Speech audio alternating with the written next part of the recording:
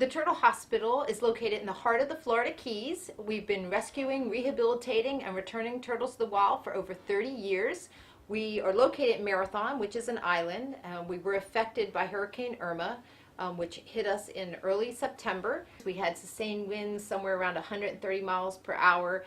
It affected our turtle enclosure. The steel structure racked and the shade cloth got ripped up, but the way we have that designed, we anticipate wind, so it did not blow away. We were able to recover it and actually sew it back together to have kind of a temporary shade for the turtles. But the best news is the turtles all survived. We've moved them from close to the bay to the center of the property, which is above flood, in tanks that were actually built after Hurricane Wilma. With Hurricane Wilma, we got 5 foot of storm surge in on the bay side. It flooded the turtle enclosure, and those turtles actually floated out of their pools, and they were contained with a fence, but it was not a good situation. So we learned from that.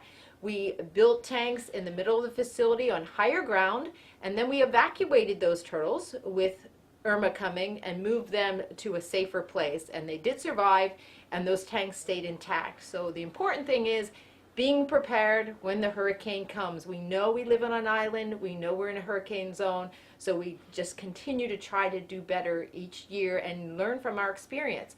We're in the surgery suite here, and this is the heart of what we do. This is where the operations and where we do really critical care for sea turtles. As you can see, you're going to see a lot of expensive equipment. We have ultrasound, anesthesia machine, CO2 lasers, we have endoscopes and radioscalpels, all really important equipment for us to function. It's on a ground floor, so what we do now in the event of a hurricane is we move all that equipment to higher ground. There happens to be another story to this building, so we literally moved all this equipment upstairs when we heard Irma was coming. With Hurricane Wilma, we were not as smart. This equipment stayed, it's heavy, and nobody, we didn't think to move it, and when the flood came, unfortunately, we lost the equipment. So this time we were prepared.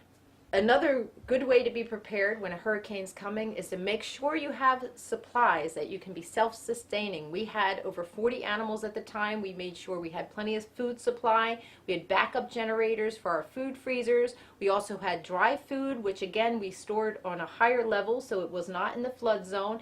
And we had plenty of water, so if one of the bridges were to cut off to our islands, we would be self-sustaining for a few weeks. So that's really important when you know a storm is coming, yes, help gets there, but you don't know how long it's going to take them, so you want to make sure that you have all the supplies you need to be self-sustaining for at least a couple weeks.